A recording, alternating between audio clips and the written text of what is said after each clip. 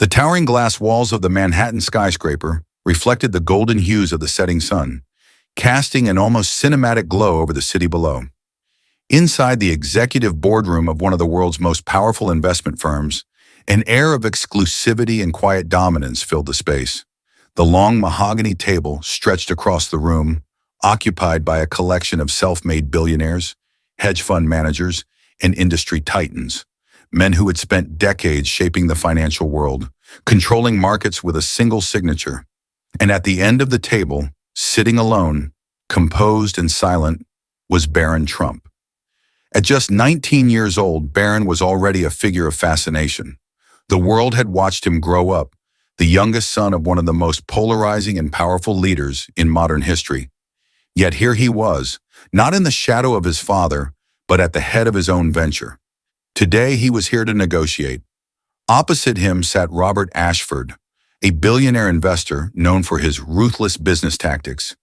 In his late 50s, Ashford had built an empire from the ground up, acquiring and dismantling companies with surgical precision. He had little patience for celebrity heirs or the children of powerful men who thought they could play in the big leagues. And today he had every intention of making that clear. Ashford leaned back in his chair, swirling the whiskey in his glass, a smug smirk playing on his lips. "So let me get this straight," he said, his voice dripping with amusement. "You want us to invest $200 million into your project?" Barron, dressed in a tailored navy blue suit that mirrored his father's commanding style, met Ashford's gaze without hesitation. "That's correct," he said, his voice calm and controlled. A few of the executives at the table exchanged glances, trying to suppress their smirks. Was this kid serious? Ashford chuckled, shaking his head. "And you, what, just woke up one day and decided you were a businessman?" A ripple of quiet laughter echoed through the room, but Barron didn't flinch. Instead, he calmly opened his portfolio, sliding a set of documents across the table toward Ashford. "Actually," Barron said, his tone unwavering, "I've spent the last 4 years building a financial infrastructure that outperforms every startup in your portfolio. What you're looking at is a fully developed strategy backed by data, market analysis, and a risk assessment model that has a higher yield than any project you've touched in the last decade." Ashford's smirk faded slightly. He picked up the documents, glancing through them. The numbers were impressive. More than that, they were airtight. Still, he wasn't going to let some teenager dictate the rules of the game. "That's cute," Ashford said, setting the papers down. "But let me tell you something, Barron. Business isn't about numbers on a spreadsheet. It's about experience. It's about knowing how to navigate the game. And frankly, you don't have it. You're too young." A few of the board members nodded in agreement, as if the matter had already been settled. But Barron, he smiled. And it wasn't the polite, forced smile of someone trying to appease a room full of skeptics. It was a smile of someone who already knew how this was going to end. "You're right, Mr. Ashford," Barron said, leaning forward slightly. "I don't have decades of experience like you do."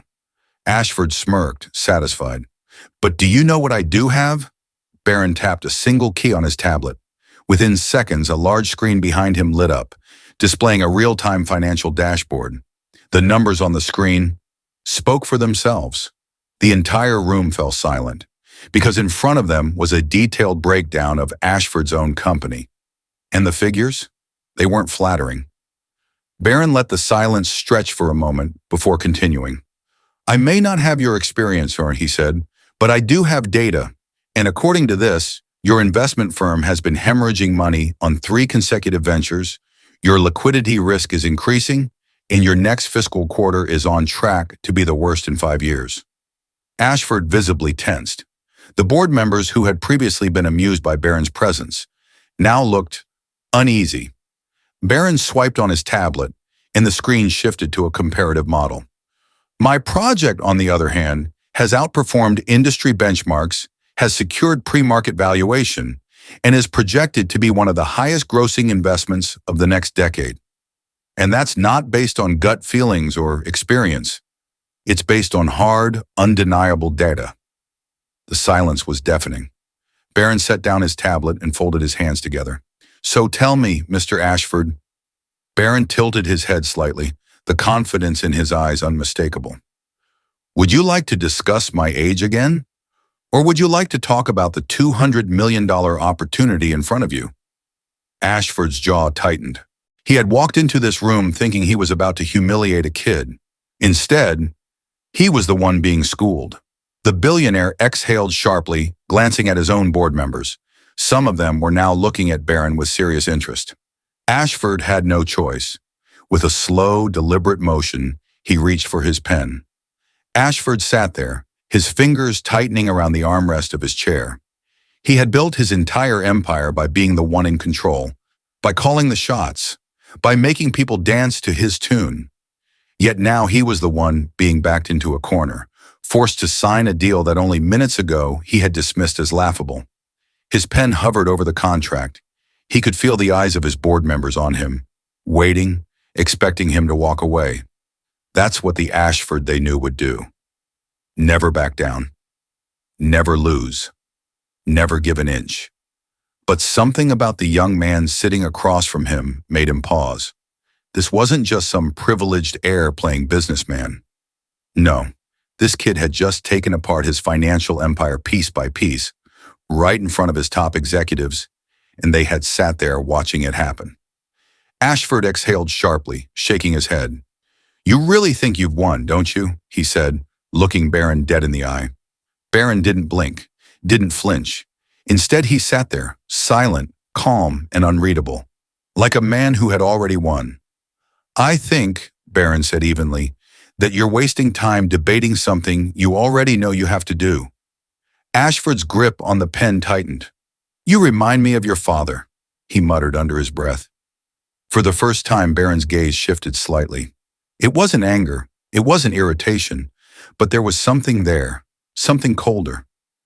"I'm not my father," he said quietly but firmly.